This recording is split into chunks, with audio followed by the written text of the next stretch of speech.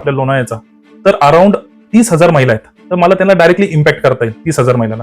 हा खंडाळ्यापर्यंत विविध ठिकाणी वाहतूक कोंडीची समस्या पाहायला भेटते. त्यासाठी तुमचं काय विजन आहे, काय पुढे जाऊन करते? मराठी मीडियमचं जर आपण शिक्षण बघितलं तर हे खूप कच्च्या दर्जाचं आहे. तर ह्याला काहीतरी रिवाइव्ह करणं गरजेचं आहे. तर आपण बघितलं तुंगरलीच्या शाळेची काय अवस्था होती, काय तुम्ही न्यूज केल्या त्याला की लोणावळ्यासाठी तुमचं काय विजन आहे. तर लोणावळ्यासाठी माझे बरेचसे विजन आहे की मला दरवेळेस असं वाटतं की बाबा हे लोणावळ्यात व्हायला पाहिजे. गेल्या 7-8 वर्षापूर्वी 35,000 कुटुंबाशी डायरेक्टली जोडलेलो आहे. 35,000 कुटुंबाशी डायरेक्टली जोडलेलो आहे. नमस्कार, एमपीएन मराठीमध्ये तुम्हा सर्वांचं पुन्हा एकदा मी सागर शिंदे स्वागत करतो.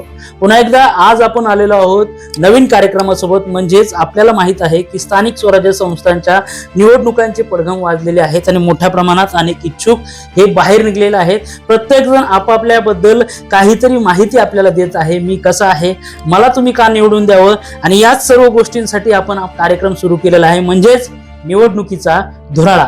आणि याच निवडणुकीच्या धुराळ्यामध्ये नक्की कुठला उमेदवार चांगला आहे, कुठला उमेदवार तुमच्यासाठी काम करू शकतो, कुठला उमेदवार नक्की काय विजन घेऊन उतरत आहे, या सर्व गोष्टी आपण जाणून घेणार आहोत. आणि त्याचसाठी आज आपल्यासोबत एक नवीन चेहरा, उत्तम चेहरा आणि तरुण चेहरा आहे. मित्रांनो, आज आपल्यासोबत आहे सूरज देसाई. खरं पाहिलं गेलं तर ते ऍडव्होकेट सूरज देसाई आहेत. तर तुमचं स्वागत आहे एमपीएन मराठीमध्ये. नमस्ते सर. जय शिवराय. नमस्कार सर, काय सांगाल? सर्वात प्रथम तुम्हाला विचारेल की तुमच्या नावाची चर्चा मोठ्या प्रमाणात तरुणाईमध्ये आहे. लोणावळ्यातील प्रत्येक तरुण हा तरुणाला निवडून द्यायच्या इच्छेमध्ये आहे आणि त्या तरुणाचं नाव सूरज देसाई असं सांगण्यात येत आहे. नक्की काय आहे, 2 शब्दात आम्हाला सांगाल का? सर, माझं आहे ना तरुणांसंग एक विशिष्ट नातं आहे की आजपर्यंत यंग पोरांसंग जे फिरलो मी, पोरांमध्ये जातो येतो, आणि त्यातल्या त्यात क्वालिफिकेटेड असल्यामुळं बरीचशी पोरं मला त्यांच्या लिगल काही क्वेश्चन्स असतील तर ते लिगल क्वेश्चनसाठी मला ते तात्कालीन फोन करतात. सूरज भाऊ असं झालं, वकील साहेब असं झालं. ह्याच्याकरता त्यांच्याशी माझा संपर्क चांगला झाल्या कारणाने, तर गावोगावीतून वेगवेगळे आपल्या लोणावळा विभागातून, कारण का मी इथला मूळ असल्या कारणाने तर पोरं इझिली मला ऍक्सेस होतात. तर ते डायरेक्टली फोन करून त्यांचे लिगल क्युरीजसाठी मला नेहमीच फोन करत असतात. मग आपलं बालपण कसं गेलं? लोणावळ्यात गेलं, कुठं बाहेर गेलं, कसं गेलं बालपण? सर, विशेष माझं कुटुंब जे आमचं देसाई कुटुंब आहे हे छत्रपती शिवाजी महाराजांच्या काळापासून आमचे या वलवण गावाचे वतनदारी आणि वतनदारी असल्या कारणाने माझे आजोबा पणजोबा सगळे आमचे ह्याच गावातले रहिवासी आहे. तर रहिवासी असल्या कारणाने तर आमचे लोणावळ्यात अनेक कुटुंबासंग एकदम घराचे संबंध आहे. त्यानंतर जर मी माझ्या विषय सांगायचं झालं तर माझं शिक्षण हे ऑल सेंट चर्च स्कूल जे 12 बंगल्याला आहे आपल्या, तिथं 1ली ते 10वी मी शिकलो इंग्लिश मीडियम मधून. त्याच्या पुढे जाऊन मी DC हायस्कूलमध्ये जी आपली खंडाळ्यात आहे तिथं 11वी-12वीचं माझं सायन्स मधून शिक्षण झालं. त्याच्या पुढे जाऊन मी आपलं पुढचं शिक्षण आपल्या लोणावळ्यात अवेलेबल नसल्या कारणाने मला जे LLB चं शिक्षण हे मी फर्ग्युसन कॉलेजमधून केलं. फर्ग्युसन कॉलेजमधून माझं शिक्षण झाल्यानंतर मला वाटलं की आपण कुठंतरी प्रोफेसर लाईनीकडे जावं. त्या दृष्टिकोनातून मी LLM सुद्धा केलं पुणे युनिव्हर्सिटीमधून. पुणे युनिव्हर्सिटीमध्ये LLM जेव्हा करताना असं लक्षात आलं की प्रोफेसरपेक्षा आपण प्रॅक्टिस करून लोकांना न्याय देणं हे अति आवश्यक आहे. तर त्या अनुसरून मी प्रॅक्टिसमध्ये आलो. प्रॅक्टिसमध्ये गेल्या 10 वर्ष झालं मी प्रॅक्टिस करतोय. पहिले मी वडगाव मावळ ह्या कोर्टात व आपले पुणे डिस्ट्रिक्ट कोर्टात व खेड कोर्टात अशा विविध डिस्ट्रिक्ट लेवलच्या कोर्टांमध्ये प्रॅक्टिस केली. त्यानंतर गेल्या 4 वर्ष झालं मी बॉम्बे हायकोर्टमध्ये देखील प्रॅक्टिस करतो. ओके. मात्र सर, खूपच मोठा प्रवास झाला तुमचा. म्हणजे तुम्ही प्रोफेसर पण झाले, वकिली पण केलेली आहे. मात्र आता जो मार्ग निवडत आहात तुम्ही हा समाजसेवेचा मार्ग आहे. तर म्हणजे निवडणुकीमध्ये उतरायचं हे का वाटतंय तुम्हाला? सर, समाजसेवा ही माझ्यासाठी नवीन गोष्ट नाहीये. जेव्हा LLB केली, LLM केलं, तर तेव्हा माझा बिझनेस LLM मध्ये माझं बिझनेसमध्ये स्पेशलायझेशन झालं. तर बिझनेसमध्ये स्पेशलायझेशन झाल्या कारणाने मला एक नॉलेज आलं की बाबा CSR फंड करून असतो एक प्रायव्हेट लिमिटेड कंपनीचा. कोणती पण कंपनी काम करते तर तिला तिच्या प्रॉफिट मधला एक कॉर्पोरेट सोशल रिस्पॉन्सिबिलिटीचा 20% रक्कम ही सोशल रिस्पॉन्सिबिलिटी म्हणून द्यावा लागतो. त्या अनुसरून मी विविध मोठ्या मोठ्या कंपन्यांशी टायअप केलं. टायअप करून त्यांना लोणावळ्यात आमच्या लोकल लोकांसाठी काहीतरी करण्यासाठी प्रोत्साहन दिलं. तर त्याच्यातच मी लोणावळ्यात काम करत होतो. तर लोणावळ्यातले आपल्याला थोडंसं हे आलं की आपली लोक जास्त बिझी आहेत टुरिस्टच्या ह्याच्यात. तर मी माझं काम हे घेतलं आणि रुरल मावळात गेलो.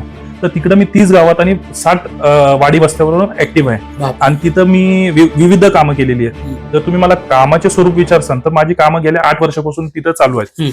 तर मी थेट आज रोजी 35,000 कुटुंबाशी डायरेक्टली जोडलेलो आहे. 35,000 कुटुंबाशी डायरेक्टली जोडलेलो आहे. त्याच्यानंतर मी जे उपक्रम केलेले आहेत विविध गावांमध्ये, त्याची संख्या अनेक आहे. तर 200 महिलांना मी आज स्वावलंबी हे केलेले, त्यांचे एम्प्लॉयमेंट मी त्यांना गॅरंटी दिलेली आहे. घरगुती उद्योग त्यांना चालून दिलेले आहे. त्याच्यात त्या महिलांना जे आज पहिली जेव्हा मी गेलो तेव्हा ते 0 इन्कम होतं त्यांचं, तर माझ्यामुळे त्यांना आज 5 ते 8,000 रुपये इन्कम ते लोक मंथली घेतात. त्याच्यानंतर आम्ही शाळेच्या मुलांच्या दृष्टिकोनातून त्यांचे विविध प्रॉब्लेम होते, तर आम्हाला जे लक्षात आलं, मला व माझ्या संस्थेला असं लक्षात आलं की बाबा या पोरांचं बेसच कच्चं आहे.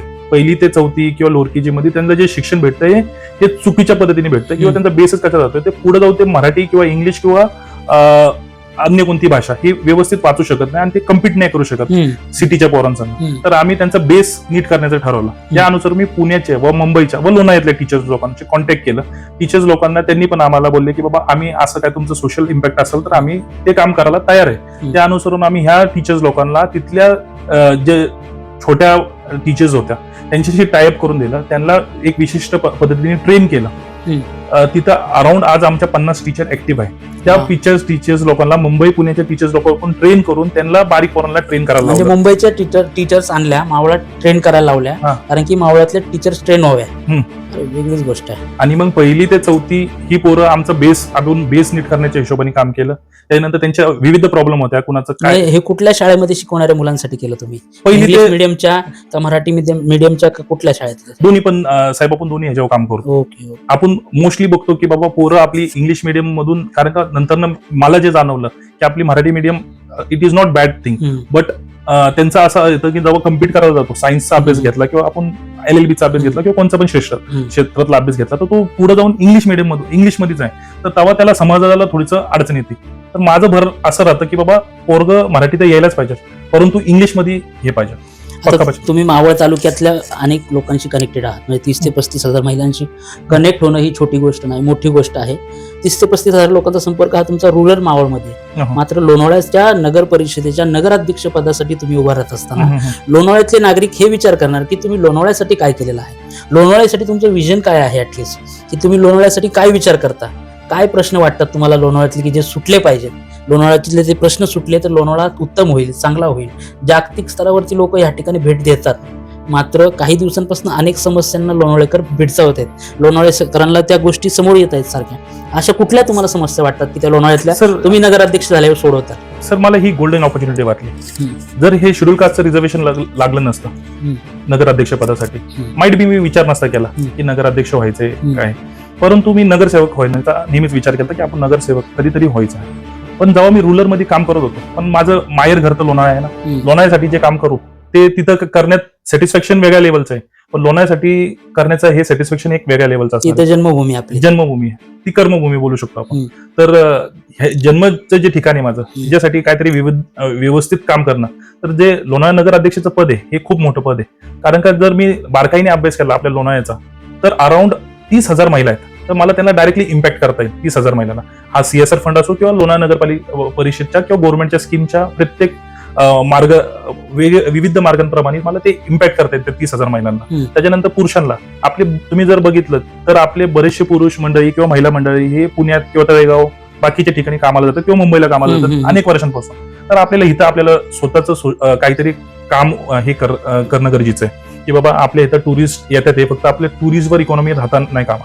कारण जर टुरिस्टवर इकॉनॉमी राहिली तर अराउंड आजच्या डेटला जर मी बघितलं तर 80% आपली जी इकॉनॉमी ही टुरिस्टवर आहे किंवा ते रिअल स्टेट आहेच ना, रिअल स्टेटवर आहे की रिअल स्टेटमध्ये की आपली ती लोक शेतकऱ्याच्या जमिनी इत्यादी कामं करतात किंवा बंगलो स्कीमचे. पण त्याच्यासाठी खंडाळा किंवा बाकीच्या एरियात बंगलो विकणं, हे करणं, रेंटवर देणं, ह्याच्यावर ओव्हरऑल ती इकॉनॉमी टुरिस्टच्या अराउंड पर्यटनावरतीच आहे. पण माझे विचार असे आहेत की लोणावळ्यासाठी वेगळे, कारण का आज मार्केट ओपन झालेलं आहे. मार्केट जेव्हा ओपन झालेलं आहे, जसं की आपल्याला माहिती आहे फ्लिपकार्ट, अमेझॉन हे सगळे, इथून आपण कोणता पण प्रोडक्ट बनवला, लोणावळ्यात तरी बनवला, तर आपल्याला इंडियाभरात सेल करता येईल किंवा इंटरनॅशनली सेल करता येईल किंवा इंटरनॅशनली काही पण करता येईल. सध्याला आपण इंडिया पुरती तरी पकडू, इंडियात सपोज आपण एक चकली बनवली किंवा लोणचं बनवलं किंवा पापड बनवलं काही पण, तर ते आपल्याला नॅशनल चॅनेलवर विकता येईल. तर आपण हे चॅनलाइज करणं गरजेचं आहे. सपोज आता आपली जी महिला आहे ही दिवस 24 घंटे त्यांचं फक्त घरगुती काम केले आणि ते कामं करून त्यांचं म्हणजे संपून जाते, दिवसच संपून जाते की पोरांचं केलं, नवऱ्याचा डबा बनवला, संपून जातोय. पण ती आपल्याला ती वर्कफोर्स युज करणं गरजेचं आहे. ती वर्कफोर्स प्लस आपल्या युवाची जी वर्कफोर्स आहे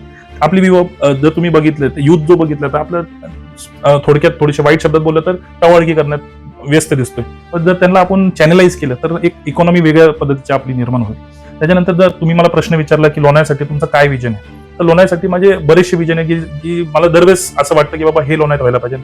गेल्या 7-8 वर्षापासून मला असं वाटतंय की बाबा लोणावळ्यात हे व्हायला पाहिजे, ते व्हायला पाहिजे, ते व्हायला पाहिजे. तर मी लिस्ट डाऊन करत राहिलो की बाबा हे दरवेळेस लिहित गेले तुम्ही. लिस्ट डाऊन करत होतो. पण तुम्ही जेव्हा मला आज कॉन्टॅक्ट केलं की बाबा सर आम्हाला तुमचा इंटरव्ह्यू घेण्यात इच्छुक आहे, तर मी बोला बाबा ती लिस्ट आपल्याला आता वापरणं गरजेचं आहे. तर ती मी लिस्ट पण तुमच्या आणलेली आहे. म्हणजे नाही का आपल्याला कळलं की मला लोणावळ्यासाठी काय काय करायचं. तर तुम्ही मला जर परमिशन दिली तर मी वाचू. नाही बोला बोला. तर सगळ्यात पहिले तर हे आपल्या इथले बोटिंग झोन, वलवण येथील बोटिंग झोन आपण करू शकतो. बोटिंग झोन तर आपला ब्रिजचा विषय, तो ब्रिजचा विषय तर आता सर्वच पॉलिटिशियन बाकीचे सगळे तो मोठा इश्यू झालेला आहे, पण तो करणं गरजेचं आहे, अति आवश्यक आहे. भांगरवाडी किंवा नागरगावचे किंवा आमच्या वलवणचे वाहतूक कोंडी कमी करण्यासाठी महत्वाचा विषय. त्याच्यानंतर पार्किंगचा एक लय मोठा इश्यू आहे. मार्केटला किंवा टुरिस्ट स्पॉटला गेलो आपण तर पार्किंग लय मोठा इश्यू होतो. तर आपल्याला एक सेपरेट पार्किंग स्पेस करणं, जे की आपल्या पुण्या किंवा मुंबईमध्ये किंवा इंदोरमध्ये जेव्हा मी गेलो तर पार्किंग स्पेस एकदम प्रॉपर होतं त्यांचं. तर त्या अनुसरून मला पार्किंग स्पेसवर आता जर आपण बघितलं तर गेल्या 3-4 वर्षात सतत चोऱ्या होते ते लोणावळ्यात.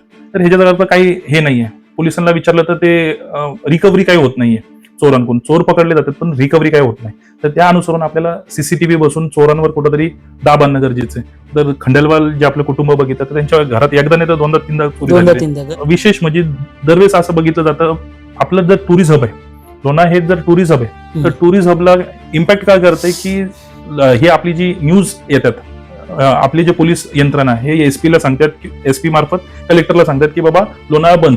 आणि जेव्हा बातम्यांना ती न्यूज येते की लोणावळा बंद, लोणावळा बंद, लोणावळा बंद, तर टुरिस्ट लोक इकडे येत नाही. मी माझ्या एक इगतपुरीच्या कुटुंबाकडे गेलो, ते बोलले अरे ते लोणावळा सतत बंद असतं तुमचं 6 नंतर पावसात. आणि पीक आरला हे लोक जेव्हा अशा बातम्या फ्लॅश करतात की लोणावळा बंद आहे, तर ते अल्टिमेटली लोणावळ्याला इम्पॅक्ट करते टुरिस्टला की बाबा 6च्या नंतर हे करत नाही. पण हे चॅनलाइज करणं गरजेचं आहे. डायरेक्टली आपल्याला स्पॉट बंद करता येणार किंवा भुशी डॅमला जायचं ना, हे नाही ते नाही, तसं नाही चालणार. तर आपल्याला एक चॅनलाइज करणं प्रसार माध्यमाचं कामच आहे ना. आता सरकारने जर सांगितलं कुठलं नोटिफिकेशन काढलं तर प्रसार माध्यम आपल्याला ते पोलिसांना आणि कलेक्टरला हे देणं चॅनलाइज करणं गरजेचं. चॅनलाइज करणं त्यांची पण काही चूक नाही, कारण का ते चूक म्हणता येणार नाही, कारण का ते मॅनेज होणं गरजेचं आहे. तर त्याला मॅनेज करणं गरजेचं आहे इन्स्टेड ऑफ ते बंद करणं. जर बंद नाही 6 नंतर बंद का करायला होतात, कारण की झालेले अपघात पाहता, अंधार आहे, पाय कुठे घसरतो, या गोष्टी पडला तर भेटणार नाही, या सगळ्या गोष्टींमध्ये 6 नंतर बंद. साहेब त्याची बातमी वेगळ्या पद्धतीने दाखवली जाते. त्याची बातमी अशी दाखवली जाते की मुंबईवाले आम्हाला जेव्हा फोन करून विचारतात ते असे बोलतात की लोणावळा बंद आहे, असं नाही बातमी. ती पाहिजे की फक्त 6 पर्यंत बंद आहे. ती बातमी व्यवस्थित देणं आवश्यक आहे. बरोबर नक्कीच. त्यात तुम्ही काय मग त्यात काय पुढे काय अजून ते चॅनलाइज करणं. त्याच्यानंतर आपण सीसीटीव्हीचं बोललो, फ्री वायफायचं बोललो की पूर्ण लोणावळ्याला आपण फ्री वायफाय करायचं. लोणावळ्याला पूर्ण फ्री वायफाय करू शकतो आपण. तेवढं आपल्या लोणावळ्याचं बजेट करू शकतो. वायफायला काही जास्त खर्च नाहीये, तर पण वायफाय आपण फ्री करू शकतो. ब्लाइंड स्पॉट्स आहेत लोणावळ्यात काय, ते ब्लाइंड स्पॉट आपण तिथं LED लाईट्स लावू शकतो, स्ट्रीट लाईट लावू शकतो. त्यानंतर आपले डिजिटलायझेशन करू शकतो. सर्व जे आपले सुविधा आहे नगरपालिकेच्या त्या सगळ्या इन्क्लुडिंग बर्थ सर्टिफिकेट सगळ्या ऑनलाईन आणि टाइमली परमिशन्स. कारण का जे मी बॉम्बेचे जे आमचे क्लायंट्स असतात त्यांचं एकच म्हणणं असतं की आमच्या फाईली लवकर क्लिअर होत नाही, तर हे टाइमली कुठंतरी संपायला पाहिजे की बाबा टाइमली ही फाईल तुम्ही आम्हाला दिली परमिशनला की टाइमली ह्या टाइमात तुमची संपली जाणार. आणखीन काय आहे तुमच्या लिस्टमध्ये? लिस्ट तर खूप मोठी आहे तुमची. लिस्टमध्ये आता माझ्या डोक्यात जे पहिलं येते की बाबा 1ली ते 10वी शिक्षण जे आपल्या लोणावळ्याचं हे मराठी मीडियमचं जर आपण शिक्षण बघितलं तर हे खूप कच्च्या दर्जाचं आहे. तर ह्याला काहीतरी रिवाइव्ह करणं गरजेचं आहे. तर आपण बघितलं तुंगरलीच्या शाळेची काय अवस्था होती, काही तुम्ही न्यूज केल्या त्या न्यूजमध्ये मी काही जात नाही, परंतु त्या अनुसरून आपल्याला अशा शाळा चालवता येणार नाही ज्या नगरपालिकेच्या शाळा आहेत. तर आपल्याला त्यांना काहीतरी मॉडर्नायझेशन करणं गरजेचं आहे. मॉडर्नायझेशन म्हणजेच तिथं डिजिटल बोर्ड करणं गरजेचं आहे, काहीतरी कम्प्युटर सिस्टम आणणं गरजेचं आहे आणि ती पोरं सक्षम होणं गरजेचं आहे. जेव्हा आपली पोरं पुण्या मुंबईच्या पोरांसंग कम्पीट करतात तर मी माझा स्वतःचा अनुभव आहे की मी थोडंसं कुठेतरी कमी पडत होतो, कारण का माझं शिक्षण त्या लेवलचं नव्हतं. तर आपल्याला मुंबई पुण्याच्या पोरांसंग जर आपल्या पोरांना कम्पीट करायचं तर आपलं शिक्षण पण त्या लेवलचं पाहिजे. त्याचनंतर आपली नागरगावची जर इंडस्ट्री बघितली तर ती पूर्णपणे बघितलं तर 80% बंद आहे. तर आपल्याला ती रिवाइव्ह करणं गरजेचं आहे. त्याचनंतर बाकीच्या ज्या कंपन्या आहेत जे लोणावळ्यात इन्व्हेस्ट करायला मागतात परंतु त्यांना चॅनलाइज होत नाही, तर त्यांना आपण कसं काय चॅनलाइज करून लोणावळ्यात बसू शकतो ह्याच्यावर आपल्याला काम करणं गरजेचं आहे. त्याच्यानंतर एक माळी लोकांचा आपलं एक नेहमीचं हे प्रॉब्लेम आहे की बाबा त्यांना माळी समाज म्हणजे बंगल्यांमध्ये जे कामं करतात तर ते लोकांना जे मुंबई पुण्याचे जे ओनर्स आहेत ते अर्ध्या रात्रीला बोलतात की बाबा तू निघून जा, की बाबा 15 दिवसात खाली कर. त्यानंतर त्या कुटुंबाचं पूर्ण सर्व बिघडून जातं. बापरे. आणि आता त्यांच्यावर खोटे आरोप केले जातात. त्यांचे मी बघितलेले कोर्टात की त्यांच्यावर चोरीचे बिरीचे आरोप करून त्यांना बंगल्यातून खाली केलं जातं. बापरे. तर आपल्याला ह्या समाजाला कुठेतरी न्याय देणं गरजेचं आहे. तर त्याच्यासाठी आपल्याला काहीतरी ऑर्गनायझेशन करून काहीतरी त्यांना हे करणे. त्यानंतर आपले वॉचमॅन झाले, बाकीचे रिअल इस्टेटचे जे एम्प्लॉईज आहेत, तर त्यांना पण कुठेतरी न्याय देण्याचं गरजेचं आहे. त्याच्यानंतर जर मी बघितलं की बाबा आपल्या इथं जे आपण टुरिस्टला बघितलं तर आजपर्यंत फक्त टुरिस्टला जे ऑलरेडी हाय बिल्ड आहे त्याच्यावर आपण कुठेतरी काम करतो. तर त्या टुरिस्टसाठी आपल्याला विविध कामं करणे गरजेचे आहे. जसं की मी माझ्या लेवलला दुबईला गेलो तर मला एक दुबई फ्रेम करून एक चांगला कन्सेप्ट वाटलं, किंवा दुबईचं एक म्युझियम होतं ते चांगलं वाटलं. तर त्या स्तरावर आपल्याला लोणावळ्यात काय करता येईल का, जेणेकरून आपल्या लोणावळ्यात अजून टुरिस्ट अट्रॅक्ट होते. त्यानंतर आपण जर तुंगरलीचं जर हे बघितलं, तुंगरली डॅमचे, तर रील मधून कोण डॅम मध्ये पडलं तर वाचण्याची शक्यता कमी. तर ते रील डायरेक्ट बातमीच होते. हा, तर असे विविध कामं गरजेचे आहेत. तर रोपवे आपला कन्सेप्ट मी तर माझ्या लहानपणापासून ऐकतोय की आपले जे चौधरी साहेब होते तेव्हापासून ऐकतोय की रोपवे होणार आहे, पण ते आजपर्यंत काय अंमलबजावणी झाली नाही. तर त्याच्यात कुठेतरी काम करणं गरजेचं आहे. आणि जे लोकांची अपेक्षा आहे की बाबा हा यंग आहे, हा करू शकतो का, तर त्याच्यावर कुठेतरी आपल्याला वाटतं मला की बाबा 5 वर्ष हा कालावधी माझ्यासाठी लय मोठा कालावधी, की ज्याच्यात मी हे करून अजून काहीतरी पुढे काहीतरी करू शकतो. तुम्ही लिस्ट वाचून दाखवली, मात्र सगळ्यात मोठी जी समस्या आहे लोणावळ्यातली वाहतूक कोंडीची समस्या. तुमच्या वलवणपासून मनशक्तीपासून खंडाळ्यापर्यंत विविध ठिकाणी वाहतूक कोंडीची समस्या पाहायला भेटते. त्यासाठी तुमचं काय विजन आहे, काय पुढे जाऊन करता येईल? सर त्याच्यात आहे ना, मी जे बघत होतो की आपल्याला वाटत होतं की बाबा ह्यानी प्रॉब्लेम हा सॉल्व्ह होऊ शकतो. तर मेजर प्रॉब्लेम हा हेवी व्हेकल्स आहे. जेव्हा लोणावळ्यात हेवी व्हेकल जातात, भले कलेक्टर साहेबांनी किंवा एसपी साहेबांनी प्रतिबंध टाकलेले पण ते फॉलो होत नाही. तर आपल्याला ते हेवी व्हेकल कुठेतरी चॅनलाइज करणे. आपण जर बारकाईने विचार केला, जर मिसिंग लिंक जेव्हा चालू होईल तेव्हा हेवी व्हेकल किंवा ते लोअर व्हेकल ते तिकडून पास होणार आहे. तर जर आपण हे हेवी व्हेकल लोणावळ्यात शिरतात कशाला, तर इथं आपल्याला जे वलवणची तिथे एक टोल नाका आहे वरती, तर टोल नाका कुठेतरी आपण सरकारी पातळीवर जाऊन काहीतरी काम केलं तर तो टोल नाका बंद झाला तर ते लोक आत शिरणार नाही. ते बघतात की त्यांचा टोल वाचण्यासाठी ते लोक आत शिरतात. जर आपण त्यांना वरती टोल नाही दिला, खपोलीपर्यंत त्यांना फ्री एक्झिट दिलं, ते आपण गव्हर्नमेंट लेवलला काही काम केलं तर ते टोल बंद झालं तर ते लोक ऑटोमॅटिक वरती जातील आणि खाली कुठेतरी ट्रॅफिकची कोंडी वाचन. आणि त्यानंतर पार्किंग स्पेसचा मोठा इश्यू आहे. पार्किंग स्पेस आहे प्रत्येक हॉटेलवाल्याच्या दुकानवाल्याच्या समोर, जे अनधिकृतपणे वाढवलेली जागा आहे, त्यामुळे देखील अनेक प्रॉब्लेम क्रिएट झालेले. त्याला आपल्याला काम करणंच गरजेचं आहे. कारण का ते अनऑथोराइज कन्स्ट्रक्शन आहेत किंवा काय आहेत, परंतु लोकल लेवलचं काहीतरी हे असतं. तर प्रत्येक माणूस आपला मतदारसंघ वाचवायला बघतो किंवा काहीतरी, पण त्याच्यात थोडीसं काहीतरी स्ट्रिक्ट ऍक्शन घेणं गरजेचं आहे. ते घेतलं जाईल. नक्कीच तुम्ही जे सांगितलं ते खूप मोठी लिस्ट होती. मात्र आम्ही पाहिलं की प्रत्येक ज्यावेळेस तरुण येतो तो खूप जोशामध्ये असतो, सगळ्या काही गोष्टी करणार असतो तसं. मात्र ज्यावेळेस तो खरं त्या राजकारणामध्ये पडतो त्यानंतर तो फक्त गटारी आणि रस्त्याचे पॅचेस भरत बसतो. मग तुम्ही पण असंच करणार का? गटर आणि रस्ता करायला तर आलो नाही राजकारणात. गटर आणि ते तर करणं गरजेचं आहे. लोणावळ्याचं राजकारण आपण तेच पाहतोय. ते नेसेसिटी आहे, ते करणं गरजेचं आहे. परंतु लोणावळ्याला थोडंसं वेगळी दिशा देण्याचं पण गरज आहे. तर त्या अनुसरून तुम्ही एक तरुणाकडून ही अपेक्षा नाही करू शकत की बाबा तो गटर आणि रस्ते बनवू शकतो. तो ते काम करत असताना लोणावळ्याची जी पिढी आहे, नवीन पिढी आहे किंवा जुनी पिढी आहे, ह्यांना नेहमीच निराशा भेटलेली आहे की बाबा जुन्या लोकांनी व्यवस्थित कामं केलेली आहेत. असं नाही की जुन्या लोकांनी कामं नाही केलेली, पण एक ठराविक कामं केलेली आहेत. तर त्यांना काहीतरी नवीन टेस्ट देणं गरजेचं आहे की बाबा कामं अशी पण होऊ शकतात. जसं की आपण मुंबई पुण्याला बघतो की एवढं मॉडर्नायझेशन चाललेलं आहे, तर त्या लेवलला आपली लोणावळा सिटी ही एक स्मार्ट सिटी कशी करता येईल, smart plus tourist city plus economically sound city. कारण का इकॉनॉमी नावानी आपल्या लोणावळ्यात काहीच नाही. आपले प्रत्येक तरुण किंवा एक मधला वर्ग आहे हा पुण्या मुंबईला कामाला जातोच आहे. तर त्या कामाला जातो आणि संध्याकाळी येतो आणि लोणावळ्यात फक्त तो राहण्यासाठी येतोय. तर त्याला इथं कुठेतरी रोजगार भेटला तर तो का पुण्या मुंबईला जाईल रोजगारासाठी? त्याचा रोजगार जर आपण इथं निर्माण केला तर त्याच्यासाठी आपल्याला काहीतरी करणं गरजेचं आहे. तर माझ्याकडून ही अपेक्षा नका ठेवू की मी फक्त रोड आणि रस्ता करणार नाही. आणि जर ते मी जर केलं, फक्त रोड आणि रस्ता जर मी करत राहिलो तर I will very disappointed on my self की बाबा मी हे असं का केलं, हे चुकीचं करतोय. मी कुठेतरी नाराज होणारा पण नेता पाहिजे. हो, कारण की त्याला कळलं पाहिजे मी लोकांसाठी काहीतरी बोललो होतो, लोकांना काहीतरी सांगितलं होतं, मी ते केलं नाही. तर स्वतःवरती नाराज होणारा नेता पण पाहिजे.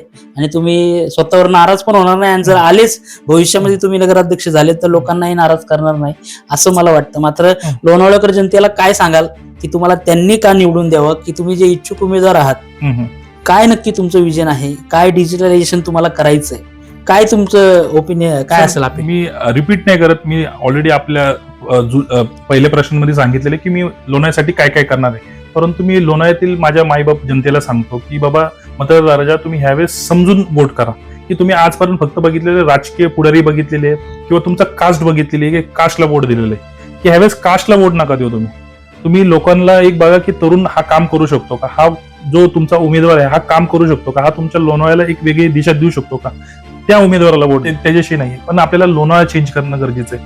लोणावळ्याचं एक विजन आहे आपल्यासाठी, जे लोणावळा आजपर्यंत जो 30 वर्षाचा बॅकलॉग आहे तो सगळा धुवून काढणं गरजेचं आहे. त्याच्यासाठी तर माझ्यासारखा जर तरुण व्यक्ती आला तर तो लोणावळ्यासाठी एक काहीतरी वेगळं करू शकतो. नक्कीच. धन्यवाद सर, तुम्ही आम्हाला वेळ दिलात आणि निवडणुकीच्या धुराळ्यामध्ये तुम्ही जो धुराळा उडवलाय आज की बाबा काहीतरी वेगळं मी करणार आहे, डिजिटलायझेशन लोणावळ्यात आणणार आहे. तर मित्रांनो, नक्कीच सूरज सरांनी जबरदस्त असा त्यांची मुलाखत दिलेली आहे. त्यांच्या जी इच्छा होती की बाबा लोणावळ्यासाठी काय काय करायचं त्या सर्व गोष्टी तुमच्यासमोर मांडलेल्या आहेत. नक्कीच येत्या काळामध्ये आपल्याला पाहायला भेटेल की पुढे काय होतं हे देखील खरं तर पाहणं महत्वाचं आहे. ते कुठल्या पक्षासोबत जातात, कुठल्या पक्षासोबत नाही जात, किंवा ते स्वतः अपक्ष उभं राहतात का, हा देखील पुढे पाहणं आपल्याला महत्वाचं ठरणार आहे. त्यामुळे येत्या काळामध्ये निवडणुकीचा धुराळा असाच उडत राहणार आहे आणि निवडणूक पूर्णपणे रंगतदार होणार आहे, हे मात्र नक्की. धन्यवाद.